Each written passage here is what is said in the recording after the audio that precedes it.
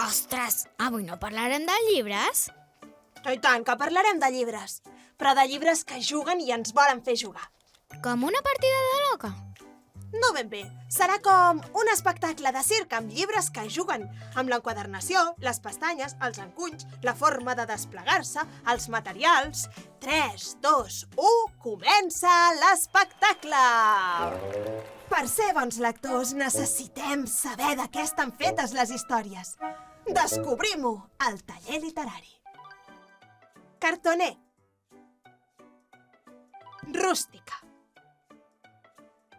Japonesa. Amb roba. Amb grapes, cosits, lligats i fins i tot encapsats. Existeixen un munt d'enquadernacions. El tipus d'enquadernacions ajuda a posar un context al llibre i també pot estar al servei de la narració. Continuarem amb els llibres Capicua, que tant pots començar per un costat com per l'altre, tot llegint dues històries que en realitat en són una de sola. Podem trobar també l'enquadernat amb espiral.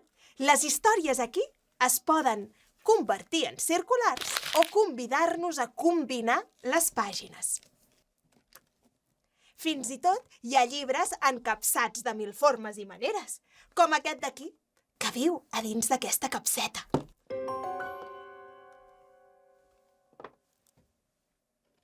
Piu, piu, piu, piu, piu, piu, piu, piu, piu.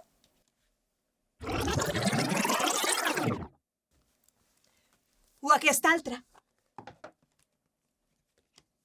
que té les pàgines de plàstic deslligades per convidar-nos a inventar històries. O aquesta d'aquí, que guarda unes targetes que podem encaixar per inventar les nostres pròpies faules. I el paper? Què me'n dius del paper? Un moment. Ara sí, el paper. Papers vegetals per amagar fantasmes. Mireu.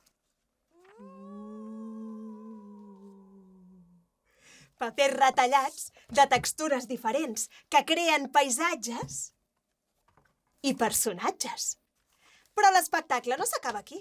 Tenim llibres amb papers que es pleguen i que fins i tot juguen amb la imatge que apareix.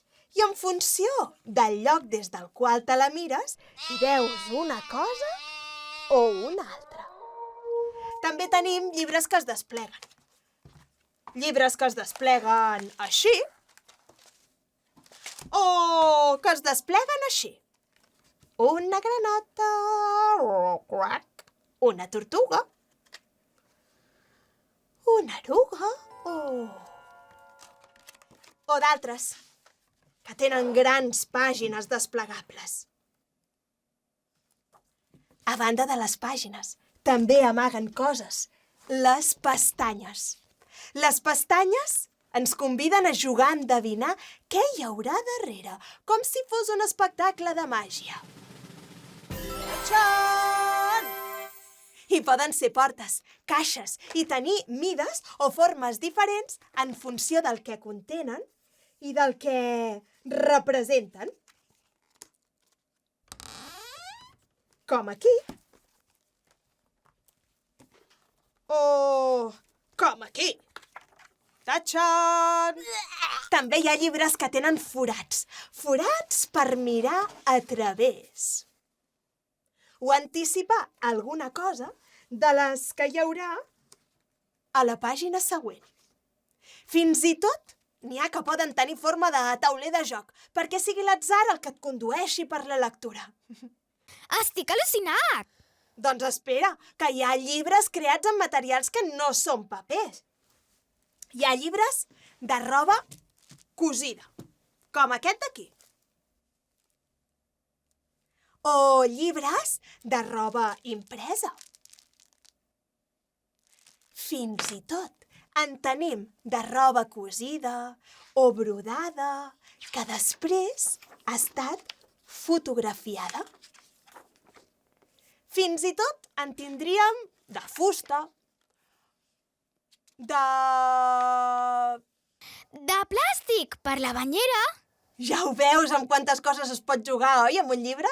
I això que no hem tingut temps de parlar del joc amb el plec de la pàgina, de les guardes, però això ja t'ho deixo a tu, ara que tens entrenada la mirada. Molta sort en la pròxima lectura.